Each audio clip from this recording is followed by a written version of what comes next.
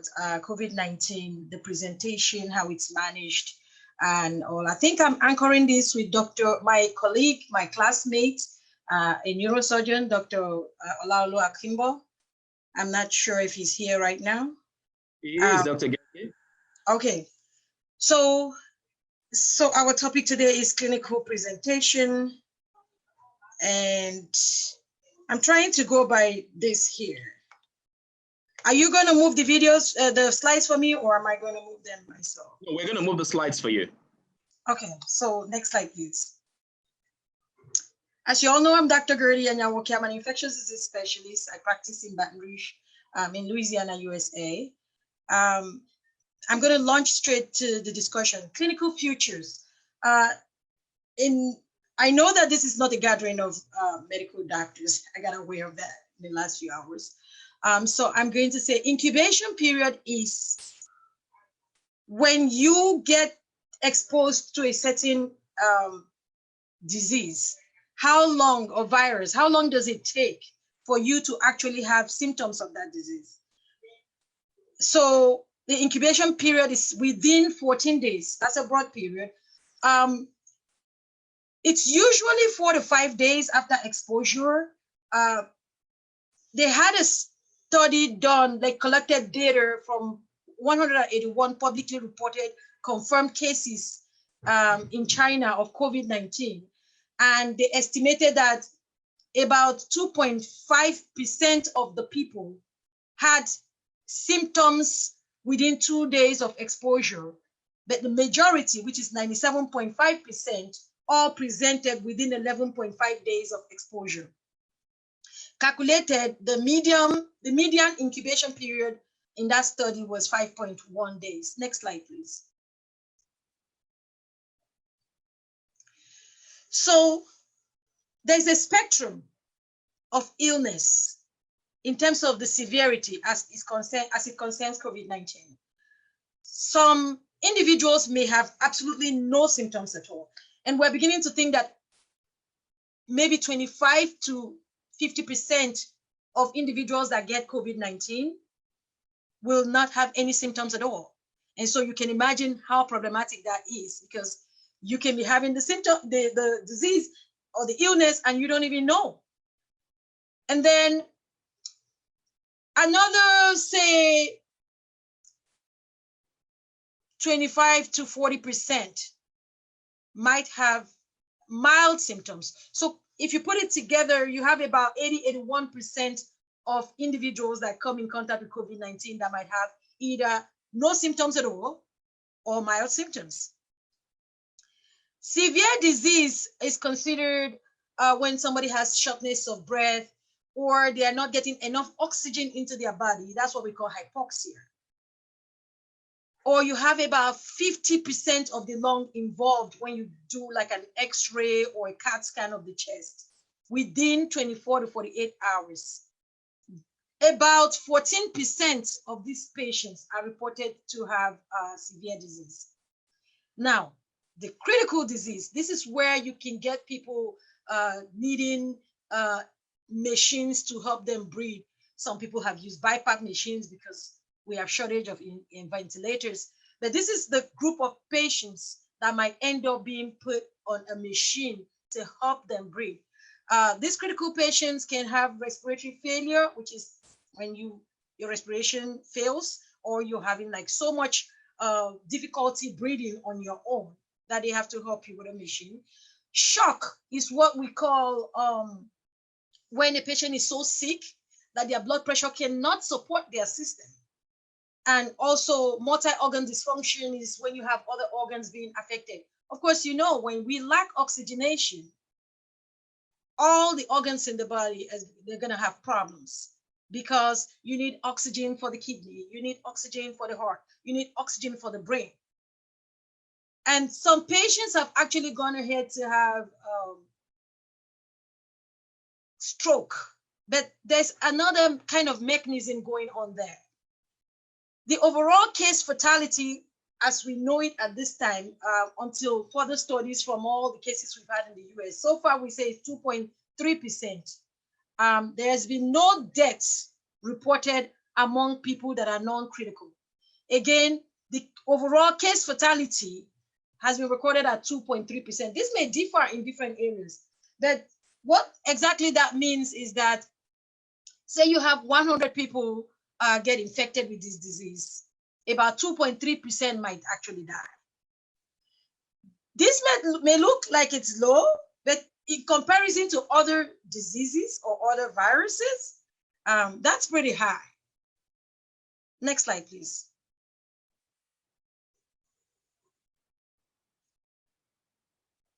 So the World Health Organization did a joint fact-finding mission with China. And as we all know, the epicenter of this infection started in Wuhan. That was the epicenter. And at that time, their case fatality rate ranged about 5.8%, which means for every 100 of their citizens that had the virus, about 5.8% was dying. You see, that was high. The rest of China wasn't as affected as Wuhan, China was. And so the rest of China had a lower case fatality rate of 0.7%, which is like less than 1 person would die out of 400 people. A modeling study suggested that if you adjust the case fatality rate in mainland China, it was about 1.4%. Most of the fatal cases suggested occurring in patients that were much older population or people that had underlying medical conditions. Like if say somebody has cancer or somebody's immune system is not good or somebody with diabetes or hypertension, all that we factor in. 12% of all detected COVID-19 cases and 16% of all hospitalized patients were admitted to the intensive care unit. The estimated case fatality was 7.2% in mid-March. Estimated case fatality rate in mid-March in South Korea was 0.9%. So you see, I think it's like distinguishing the different demographics in terms of this infection. Because if you go to Italy, a lot of the people that died were elderly people, people that were about 64 and above. And in somewhere like Korea, the people that were getting the disorder was like in their 40s. So you see, there is disparity in the different areas. Next slide, please.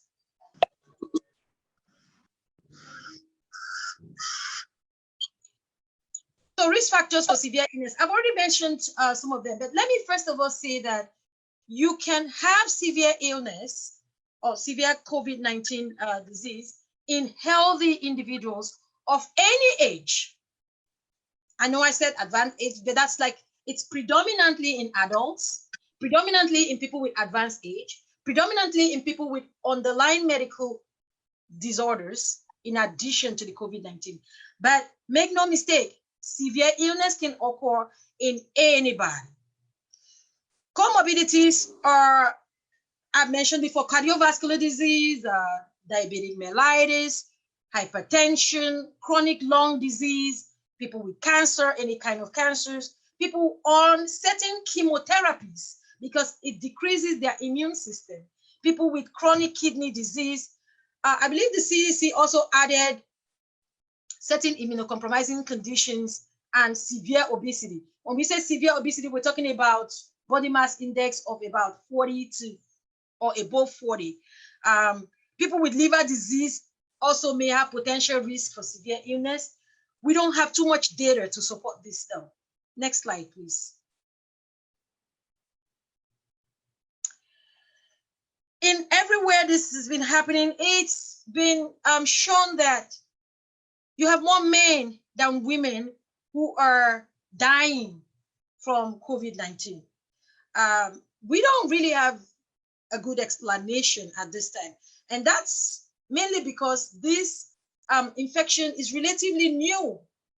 Yes, we've had coronaviruses from time immemorial, but this particular strain is new.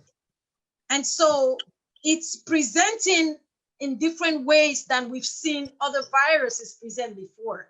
That's why you have people in the medical community not being able to tell us, you and I, exactly what's going on. But we're noticing that this is what's going on. more men are dying from the COVID-19 than women. In the United States, we actually have more Black people dying from COVID-19 than any other race. And we're thinking that this may be due to underlying socio-economic disparities. And I really believe that, because if you think about it, a lot of Black people in the United States do what we call direct service jobs. First of all, we have people that will tell us, oh, it doesn't affect Black people. That's misinformation that can kill somebody, or that can get somebody to get this disorder, because then you don't take the appropriate precaution. There are some people that say, oh, no, we're not going to worry about that. It's fake. It's from the Chinese people. It doesn't affect us. Also, you have Black people in direct service jobs. Say if you go to Walmart, which is like a place where a lot of stuff is sold. It's like huge store. Most of the people you will see doing the clerks, the cashier, they're Black people. And at that time, they weren't wearing any mask. So you can see how exposed they'll be. People that were bus drivers, a lot of them are Black people. So this, I would say, falls on that underlying socioeconomic disparities of the population of the different races. Next slide, please.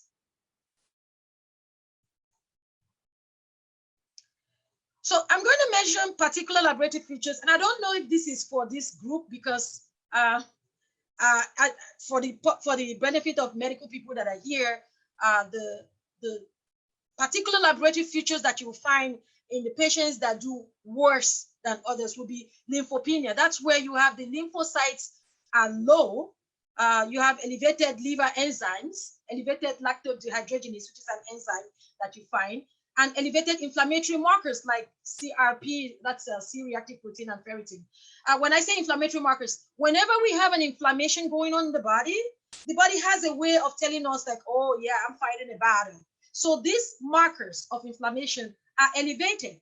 So the more elevation you have of these markers, the worse the outcomes is what we're saying. Also elevated prothrombin time. This is the time of bleeding. Like it's not really time of bleeding, but like the prothrombin time is factored in our ability to stop bleeding. Elevated troponin, which is one of the enzymes that you can have produced in the heart when there's injury. Like if you had a heart attack, one of the things that we use in finding that out is your troponin level. We're finding that a lot of patients with COVID-19 are coming in with elevated troponin levels, which is showing that there is damage to the cardiac muscle. Also elevated CPK, which is creatinine phosphokinase, which is a marker of muscle breakdown. A lot of times the muscle breakdown may be coming from the heart, injury to the heart. There's also acute kidney injury as a result of the COVID-19. That would preclude a worse outcome. Next slide, please.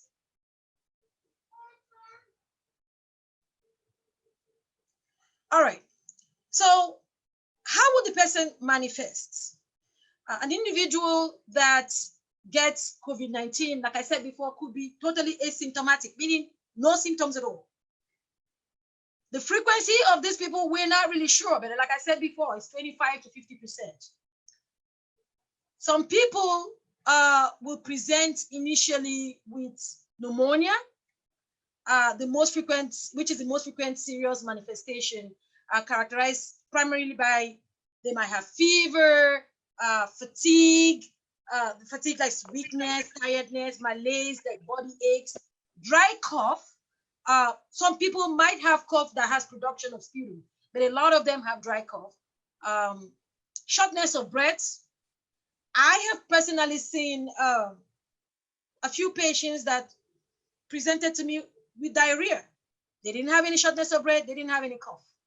Some of them had fever, but it kind of threw me off. This was like last month until I eventually had to admit one of those patients and found out that she was because she was having nausea, vomiting. So I couldn't give her any medications orally. So I had to admit her to at least get IV fluid to prevent dehydration and kidney injury.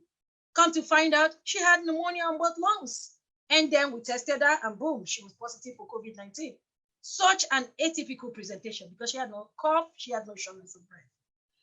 There are also hypercoagulable states, like COVID-19 has been shown to cause stroke, heart attack, blood clots in the legs, blood clots in the lungs, and others. Next slide, please.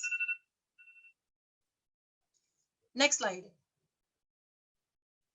All right, hypercoagulability.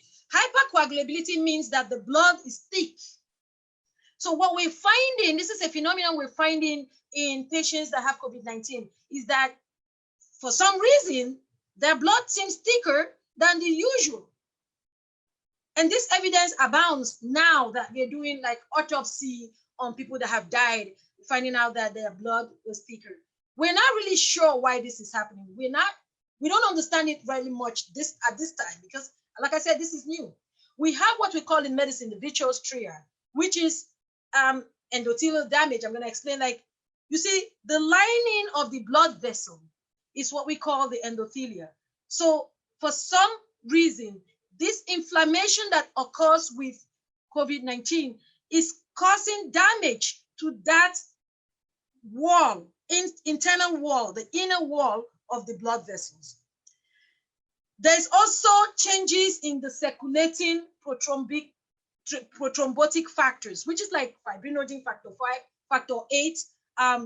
These are components in the blood that helps our bleeding status, what we call coagulation status. We're finding that there are changes in it, and these changes is causing the blood to be thicker than usual.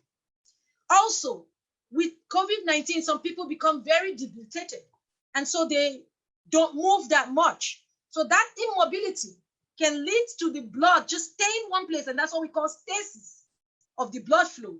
And so these three things together can lead to the blood being thicker in these patients. Now, this is what we are thinking at this time. We're not really understanding this process at this time. So I have to really stress that. Next slide, please.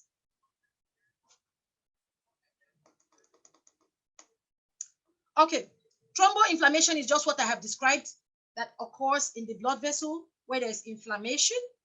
It appears to be both in the arterial blood vessels and in the venous blood vessels. They found that even in some patients that have had stroke, it's appearing in both the arterial vessels in the brain and the venous vessels in the brain. Autopsy studies in some individuals have suggested microvascular thrombosis in the lungs.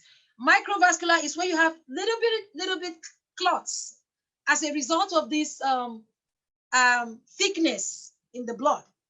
And they've suggested that they're finding that in the lungs of these individuals that have died as a result of COVID-19. Again, the mechanism is unclear, but we're thinking that because of the thickness of the blood, because of the direct injury to that endothelial surface that I was talking about, because of complement activation, which in a simple way to put it, complements are stuff that we have in the blood that when something happens, the body starts this process.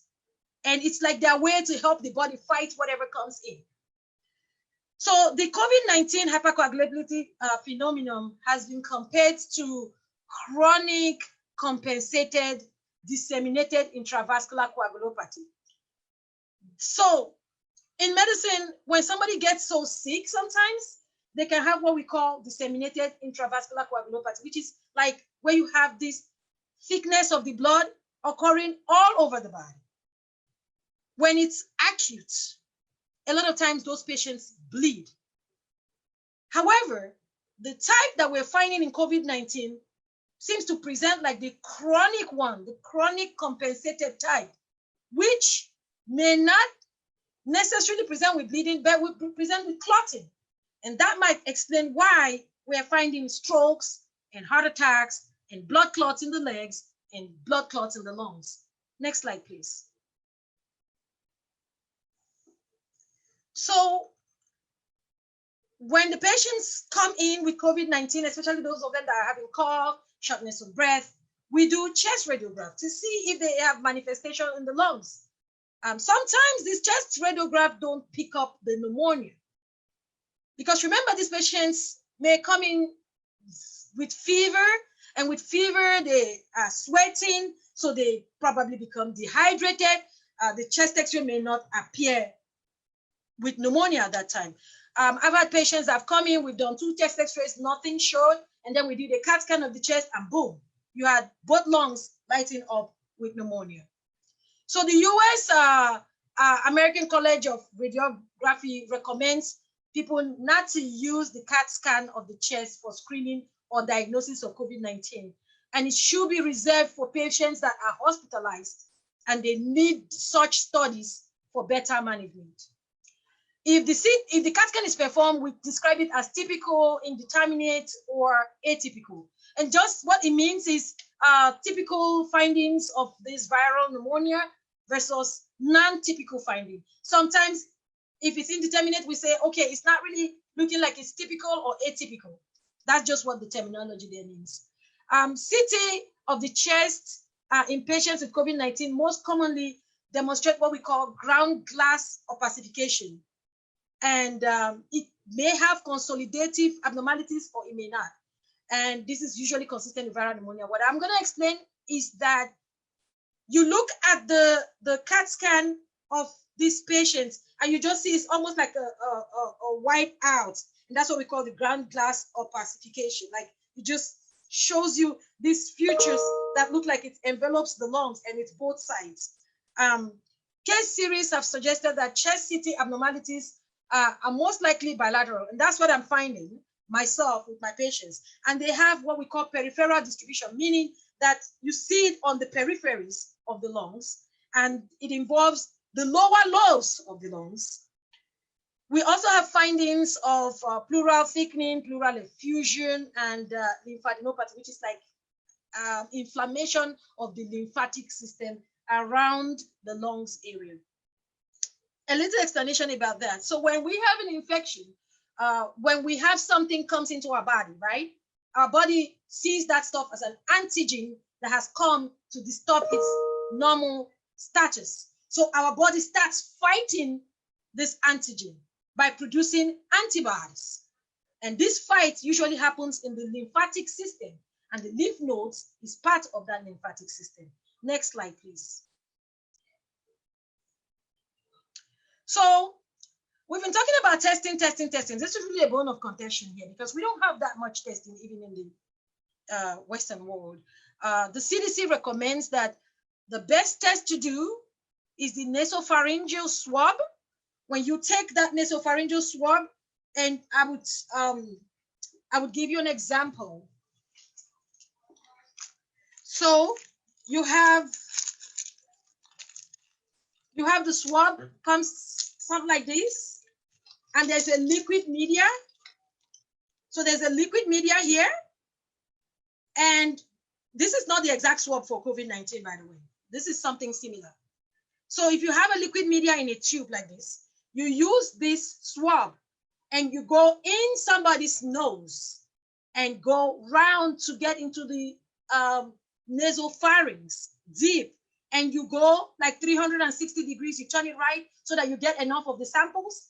And when you do that, you put it in the medium and then you transport it to the lab. And that's what's going to give you your test results. Now, sometimes you can get your samples from the oropharynx. So nasopharynx is here when you go through the nose, oropharynx is when you go through the mouth and the throat. We don't have any problems with you doing, if you wanted to do, because sometimes this comes with 2 swabs. So you can do one in the nasal and one in the oropharynx. It might just increase your ability to get a positive result, but the nasopharynx is better.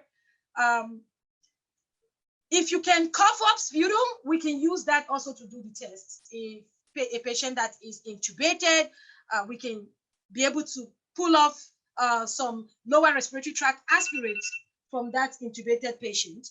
And also, they can do bronchoalveolar lavage on such patients. The test to be done is what we call SARS-CoV-2 RNA. Is detected by reverse transcriptase polymerase chain reaction activity. A positive test for SARS-CoV-2 confirms the diagnosis. However, caution, there has been false positive tests. This is possible. And then you can also have false negative tests. They have been documented too. Next slide, please. The next slide is going to be also about this testing. Right now, we're having, this is all the testing. Right now, like I talked about, the nasopharyngeal test, this is scarce. This is the test that is causing the problem. It's scarce. We're now developing antibody testing, antibody IgM, IgG, IgA. Remember what I said before, when something attacks the body like this virus, that virus is termed an antigen. When the body produces stuff to fight this virus, is what we call antibody. So we're saying, okay, if we can do this test that can directly test the virus, we could try to see if this human host, this individual, has produced antibody against this viral antigen. That is a roundabout way of going to know, okay, has this person been exposed to this virus or have they not been exposed to this virus? At this time, here in the US, we're doing this more on people that are healthcare workers that are exposed to people with this virus every day. So what you want to do is you want to detect those ones that have been exposed, and if they are currently having it, that's what the IgM will tell you, the IgM test. You want to get them away from the patient population so that they don't end up infecting the patients. So like I said, this is a roundabout way. There is, the snag here is that because the government said, okay, you know, we could do this test too, because in the absence of this nasopharyngeal test that we need so much of, we've had too many players in the field. Some people that have not validated their test are in the market, marketing this test. So at this time, the FDA is reevaluating this process. The FDA is the Food and Drug Agency here in America that gives authority for manufacturers to produce this stuff. Because of COVID-19, they kind of said, oh, we will not, we're not going to go through all those laborious procedures, just bring them. But now we're discovering that some people are just putting out stuff that out there that are not supposed to be out there. And those tests, some of them are not reliable. So what is the goal for testing? The goal is actually, if we can produce a test that can test positive for the antigen itself, that will be so much better, and we will be heading towards resolving this problem. Because if you can test the antigen in the person, you know they have it, and they have it right now. And that you can use in making a lot of decisions, including decisions to go back to normalcy or some semblance of normalcy. Next slide, please.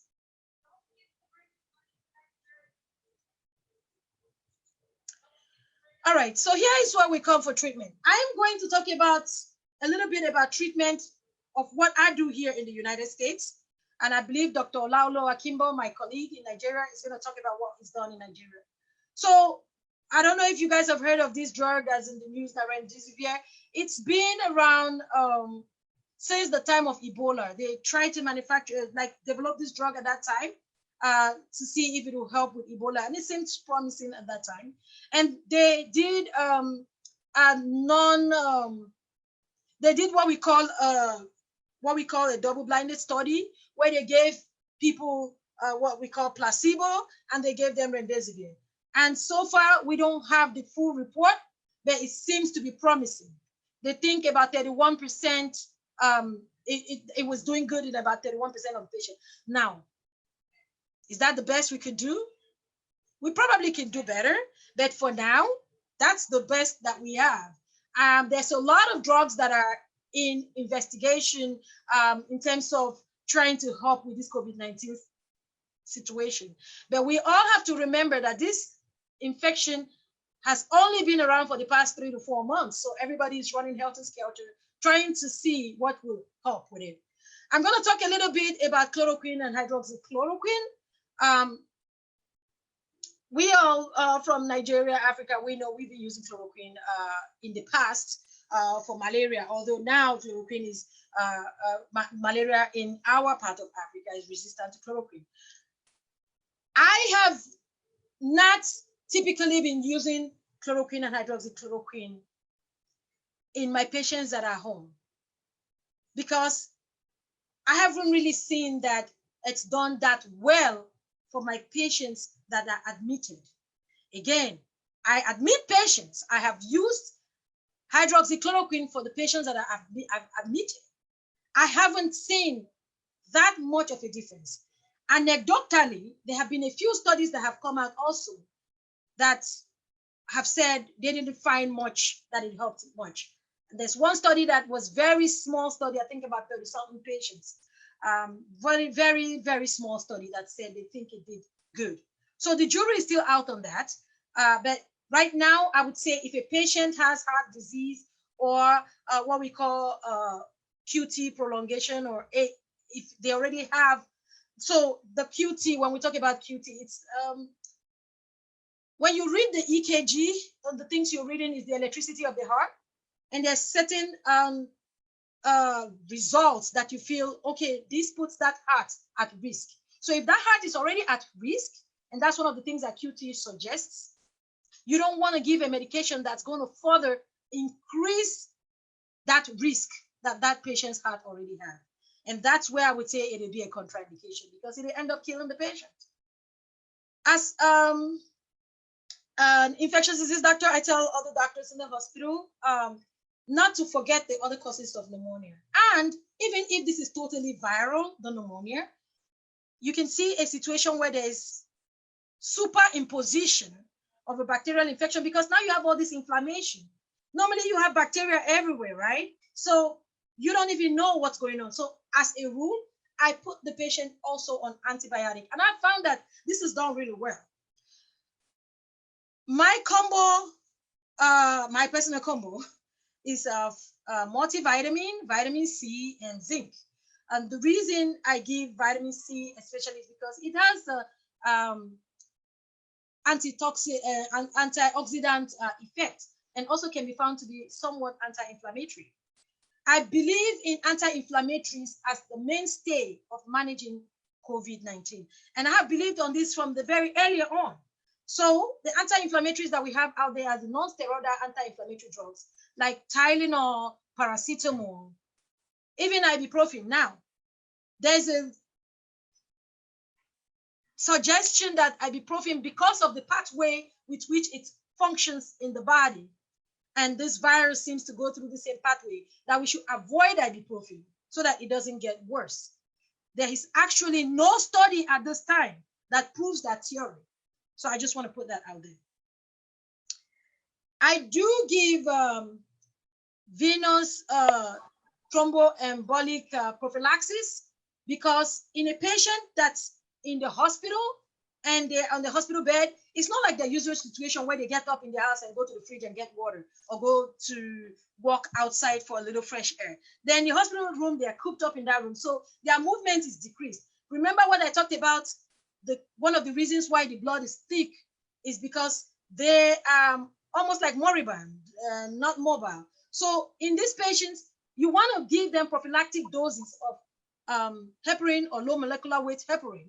It's one of the drugs that we give to kind of help thin the blood a little bit, even though you don't have blood clot at this time. Medically, we know what to do if the patient has kidney problem. We can give other types of the medication, or if the patient has contraindication to heparin, we can give other kind of medication. The one I mentioned, the fondaparinux. They've shown in the past that low molecular weight heparin also have anti-inflammatory properties. So it is worthy to note that. And so it's helping in both fronts. Some people have suggested for us to increase the doses that we usually give. We don't have a consensus yet in the medical community as of this time. Next slide, please.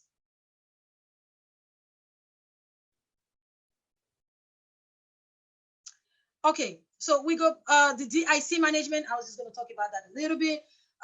It's where we tend to manage the clinical picture. So I wouldn't advise everyone to start giving the patient, full regular doses of low molecular weight heparin or tissue plasminogen activator, unless the clinical picture demands it. If somebody has a stroke, yes, I want to give TPA if they have no contraindication. If somebody has a limb-threatening DVT, deep vein thrombosis, yes, I want to give TPA because I want to prevent them from losing that limb. So we can monitor the anti-inflammatory markers, but I do not think that we should be treating based only on anti-inflammatory markers. I will also advise that for those patients that we send home that are still debilitated and not walking around and very, very weak, we should consider giving them DVT prophylaxis. There are a lot of therapies that are currently under investigation. At this point, the cytokine treatment is what we talk about in the medical community, but I'm not doing that currently because there is no consensus. Now, this is the end of my talk, and I thank you very much for listening. I welcome your questions after this.